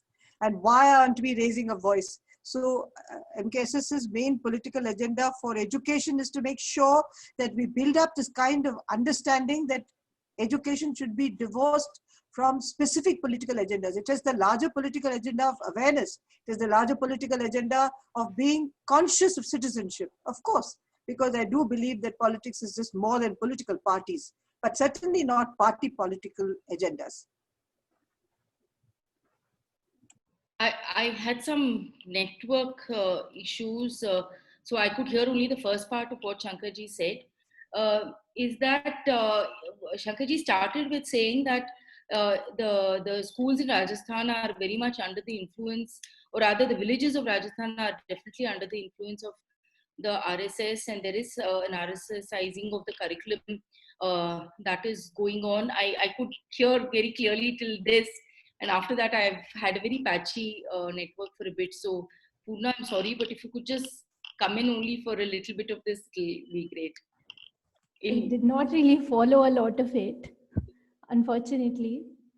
Sorry, it's just that I'm very sorry. I mean, I had Doesn't a bit matter, we let it pass, I think. Let it pass and we can go ahead. sorry, my We'll come out electricity came and I lost connection. Please. Doesn't matter. It's perfectly all right. Okay, I'm really sorry too. We have a few more questions. How to bring about environmental laws in India? You talked about people's movement as an essential component to bringing about law in India. Sorry, bringing about law. In India, people are not that focused about the environment. Best example would be the Delhi air pollution, especially in months of October and November. So if people are not concerned, how to build a people's movement? How to make a law in such scenarios? सवाल Nikhil, you take. Sorry. Sorry, Swati. Go ahead. Shankar ji, सवाल ये है कि पर्यावरण के नीतियों के बारे में हम क्या कर सकते हैं देश में, क्योंकि आपका कहना था कि कोई भी कानून को पास करवाने के लिए जन संगठन की भूमिका बहुत अहम है, लेकिन देश में लोगों का ध्यान ज्यादातर पर्यावरण की तरफ है नहीं। उदाहरण के तौर पे जो दिल्ली में एयर पोल्यूशन होता है हर साल अक्टूबर नवंबर के महीने में, लोगों को खास दिलचस्पी नहीं है उस में। तो ऐसे हालात में कानून कैसे पास किए जा सकते हैं जब लोगों को दिलचस्पी ही नहीं है पर्यावरण में? ये इनका सवाल। निखिल, आप इसका सवाल का जवाब देंगे? Will you please take this question? Shankar भी अच्छे बेखूबी से दे सकता है, क्योंकि मेरे ख्याल में ये बात है कि हर जन आंदोलन भी जनता की ताकत पर निर्भर है। तो एमकेएसएस में भी एक बहुत बड़ा उसूल रहा कि जनता नहीं है तो आंदोलन कहाँ से आएगा, जनता नहीं है तो वो मुद्दे में या I'll speak in English, sorry. So every people's movement is dependent on people, and one of our principles in the MKSS was that we may believe in something very deeply, but we will have to, either our communication is lacking or our understanding with people is lacking if people are not there. So for instance, the RTI, when we first began, people thought that, oh, this is some esoteric issue. Our friends from radical circles thought that this is some esoteric issue being taken and given people's name, whereas you should be fighting for land and minimum wages, which is where MKSS began its battles. But the RTI battle came out of the battle for minimum wages. When people were not being paid their wage, they said, we want to see the records. And they are the ones who defined RTI in their own way. So even environmental issues, it's people who have been protecting the environment. It's people dependent on the ecosystem of the environment. It is the affluent who are not. Ordinary people are. And it is that they don't have power. So if we give them space, and they also want to breathe good air, they want to drink good water, they want to be able to live with their forests and their land. It's tribals who have protected everything about forests. So it's a question of, again, empowering the poorest people who are far more in tune with environment. And there is no alternative except for people to be given power. They will then actually build movements that are meaningful, rather than a few people for themselves and everyone else drowns in what we are seeing in climate change kinds of scenarios. If there's any hope in climate change, it can only come from a mass movement of people. Actually, we forget that POSCO and all the other movements that have succeeded so far have all been because of people's mobilization, not because of middle class intervention. Maybe the courts helped a little bit, but basically it was people who mobilized, like whether it's silicosis or whatever. Who's the biggest fight today in Rajasthan, if with mining, is through silicosis patients, not with middle class people bothered about mining or the after effects of mining. So I think the middle class is the most silent class. And it's the class that needs to speak today in India. It needs to get concerned in India. And the RTI appealed to the middle class. For some reason, we were able to communicate with the middle class.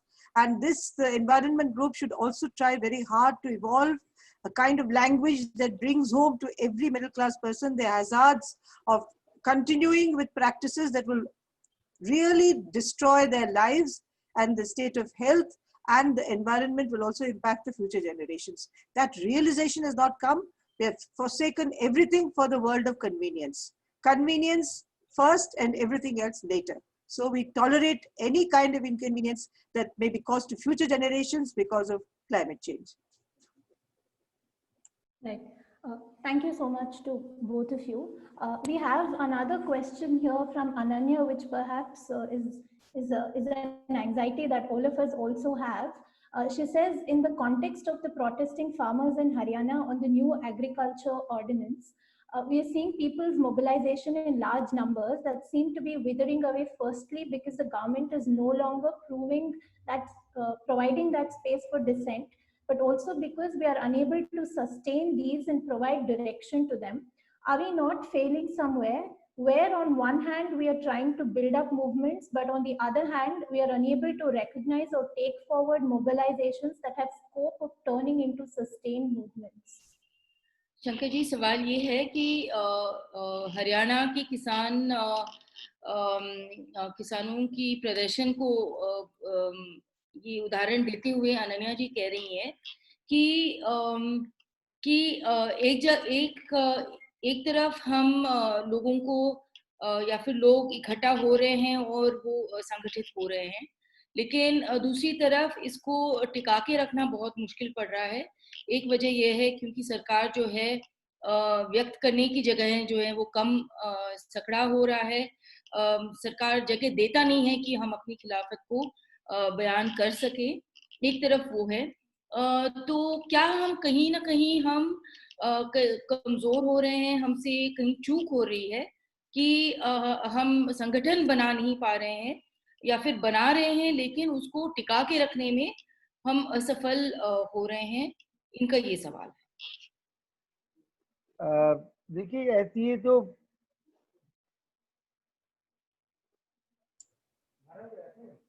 Temporary जो लोगों का इकट्ठा होना और वो आंदोलन ऐसे नहीं हो सकती, क्योंकि आपको उन लोगों के बीच में जो समझ आपके साथ है वो समझ लोगों के साथ कैसे बन सके, उसके लिए लोगों के पास जाके काम करना पड़ेगा, टिकना पड़ेगा।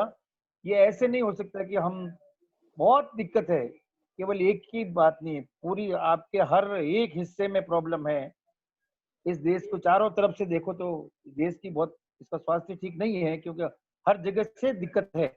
उन दिक्कतों को लोगों के बीच में वो समझ अगर लोगों के साथ नहीं बनेगी तो आंदोलन नहीं बन सकता, और वो टिक के भी नहीं रह सकता, क्योंकि जब तक हम अ, हमें जो तकलीफ लगती है वो लोगों को तकलीफ नहीं लगती, उनको लगता है कि, तो इसलिए उनके बीच में ये मुद्दे और ये काम टिक के करना पड़ता है, तसल्ली से करना पड़ता है। मैं, अरुणा, निखिल, आप सोचिए हम कब देवडुगरी में जाके चालू किए, 87 में जाके रहने लगे वहां, तो आप अंदाज लगा सकते हैं कि 37 साल एक ही झोपड़े में हम वहां रह के ये सब चालू किया। और हम आज, ऐसा भी नहीं है कि हमने इन 37 सालों में कुछ ऐसा कर दिया जो अब तो सब कुछ ठीक हो गया है। तो इसलिए थोड़ा इसमें पेशेंस भी रखना पड़ेगा, काम भी करना पड़ेगा, लोगों के बीच में भी जाना पड़ेगा। The problem with not getting democratic space should be a concern across all movements today, and we should all unite to fight for space, because all of us are denied space today publicly. Yes, Swati, I'm sorry again. What Shankarji said, Shukriya Shankarji. Shankarji said that it is a challenge, no doubt, but we have to keep at it, and we have to keep working. There is no other choice. There's a certain critique and a certain understanding that we have, which needs to reach the people. People sometimes also don't realize what we consider as a problem. You know, people might not see the same things as a problem, and therefore we need to communicate our critical thinking to people. He used the example of MKSS, which started in 1987, and for 37 years they've been living and working in that hut. And it's not like MKSS has been able to resolve every issue over there, but it has to work sustainably. We have to have patience, and we need to stay firm, is what Shankarji said. Thank you, Shankarji, Arna ma'am, and also Swati for the translation. I'm not seeing any more questions. So perhaps if you have any closing comments, Arna ma'am, Shankar sir, and you could perhaps give us your closing comments. Sing a song. Sorry? We'll probably sing a song. Oh, yes. Purna, Sure. Is that all? Sure. We'll sing a song and we'll end up, because I'm also going to be busy after another 5-10 minutes. Sure. So we'll sing a song and we'll end it. But before we do that, thank you very much for inviting us. Thanks for the patience with which you've heard us. Thanks for the wonderful questions. And thanks for being there, because I see so many of you are young. I'm now reaching an age which is post-pensionable. So you must all understand that the future is yours. And you have to be the question, you have to be the force, and you have to be the critical input. And mobilize people. And once you come up in the public domain, there are people who gather with you who have similar issues, similar concerns, and similar voices. And that's been the magic that public mobilization does to all of us. And some people have to have the courage to stand there. That is why public mobilization, mobility, and also mobilization is being cut at the roots by this government. That's why they're hurting Article 19, which is the right to freedom of expression. Not even more than the RTI, any opinion, anything. Now today, we have a series of people who are being incarcerated, have been incarcerated, and people against whom all kinds of issues are being raised for peaceful protest. So peaceful protest is going to be targeted. Then of course, there's not much left in terms of what we can do. So we have to today stand together to fight for the right to peaceful protest, for civil disobedience, for satyagraha, for all that. It's extremely important. So let's go home with this thought that we are also part of it, and we will sing a song and then say that we will meet again. I won't say goodbye. I hope we'll all meet again. Shankar? Sure, thank you. Shankar ji, 1 minute. I just want to say our thanks and express our gratitude to all three of you for joining us today evening. This has been a very rich and special experience to hear about people's movements and how it can be successful in a democracy from people who have actually spent lifetimes building such important movements. So thank you once again to all three of you for joining us. Shankar ji, Abhi, we are looking forward to your song. तो ये गीत हम हमारी ये पूरी team या ये हमारे कुछ साथी जो परिचय कराऊं मैं, ये यहीं आज जहाँ ये बातचीत चल रही थी यहीं बैठे थे, तो मैंने इनसे रिक्वेस्ट किया, मैंने कहा यार इस गाने में आप आओ। ये एक्चुअली हम एक दुकान, किराने की दुकान चलते हैं, उसमें दुकान में काम करने वाले हैं, फिर हमारे ई मित्र में काम करते हैं। तो एक चत्रु है साथ में, हाँ, और ये मोहन है जो दुकान की उसमें काम करते हैं, रंजीत दुकान में काम करते हैं, गोपाल और थान सिंह। तो अब सब मिलके हम गाएंगे। और अरुणा ने जो बाबर का धरने का जिक्र किया था, उस समय का एक गीत है बहुत पुराना, कि हम सरकार से क्या ऐसी चीज मांग रहे थे जो सरकार देने के लिए तैयार नहीं थी, तो उसके ऊपर एक गीत है। मैं कुछ चीजों के नाम लूंगा और हमारे साथी उसको आगे पूरा करेंगे। अरे सोना चांदी मैं नहीं मांगा, महल माड़िया मैं नहीं मांगा, अरे मोटो बंगलो मैं नहीं मांगा, बंगला में गाड़ी मैं नहीं मांगा, गाड़ी में कुत्तो मैं नहीं मांगा, कुत्ता के पट्टो मैं नहीं मांगा, पट्टा के साकड़ मैं नहीं मांगा, अरे मोटो बंगलो मैं नहीं मांगा, बंगला में बरामदो मैं नहीं मांगा, बरामदा में गमलो मैं नहीं मांगा, गमला में बेलड़ी मैं नहीं मांगा, मारुति गाड़ी मैं नहीं मांगा, कॉन्टेसा कार मैं नहीं मांगा, अरे हीरो होंडा मैं नहीं मांगा, अरे टीवी कूलर। मैं नहीं मांगा। दिमाग खराब है क्या आपका? आपका हो गया दिमाग खराब। अरे इतनी जरूरी चीज जब बता रहे हो, रात को मैं नहीं मांगा। अरे भाई साहब खाने का चाहिए, खाने का।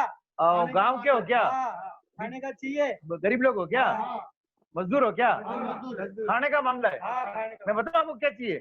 लंच डिनर मैं नहीं मांगा, ब्रेकफास्ट मैं नहीं मांगा, मुर्ग मसाला मैं नहीं मांगा, उबलोड़ा अंडा मैं नहीं मांगा, अरे अंकल चिप्स मैं नहीं मांगा, दाल फ्राई मैं नहीं मांगा, पालक पनीर मैं नहीं मांगा, मलाई कोफ्ता मैं नहीं मांगा, अरे गरम जलेबी मैं नहीं मांगा, अरे ऊना भजिया मैं नहीं मांगा, अरे मिर्ची पड़ो मैं नहीं मांगा, अरे कोफ्तो मैं नहीं मांगा, अरे कचौड़ी मैं नहीं मांगा, कचौड़ी में खाटो। मैं नहीं मांगा। तुम्हारा दिमाग सड़ गया है। अरे आपका सड़ गया है।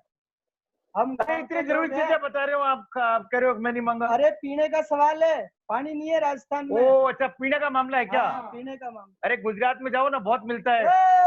क्या कह रहे हो? तो वो गुजरात वाला नहीं चाहिए? पीने का पानी चाहिए, पीने का। अरे तो 8 बजे तक यहाँ भी दुकान खुली रहती है ना यार। दिमाग खराब हो गया क्या?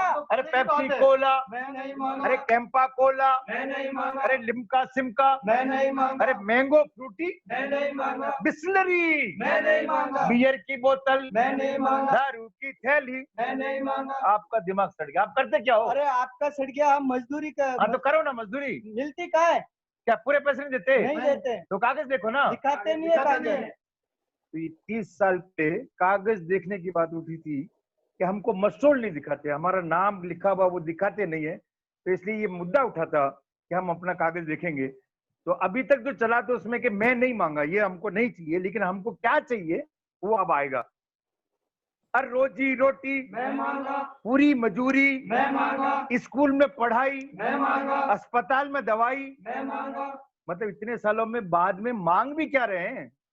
रोजी रोटी पूरी मजदूरी स्कूल में पढ़ाई अस्पताल में दवाई पंचायत को खर्चो मैं मांगा, और लेखो जोखो मैं मांगा, विकास का रुपया मैं मांगा, ये देश का रुपया मैं मांगा, मस्टोड़ा की नकला मैं मांगा, ए बिल वाउचर मैं मांगा, सड़कों को खर्चो मैं मांगा, बिजली को खर्चो मैं मांगा, राह खर्चो मैं मांगा, ये देश को खर्चो मैं मांगा, खजाना को हिसाब मैं मांगा, सूचना को अधिकार। मैं मांगा। तो हम कुछ नहीं चाहिए, हमें ये बताओ कि हमारे नाम से क्या आता है, कैसे खर्च करते हो वो बताओ। तो बहुत बहुत धन्यवाद आप सबको। पता नहीं ठीक से सुन दिया कि नहीं दिया? No, no, sir, we heard you. सुनाई दिया हमें. Thank you. Thank you to all of you for joining us, and once again, special thanks to our guests. Thank you for that lovely performance to Shankarji and his team. Thank you, Purna, for putting up with all our problems and being so positive and so kind. Thank you. No, thank you so much. Thank you. Bye. Bye. See you bye, all. sir. Bye. Sir.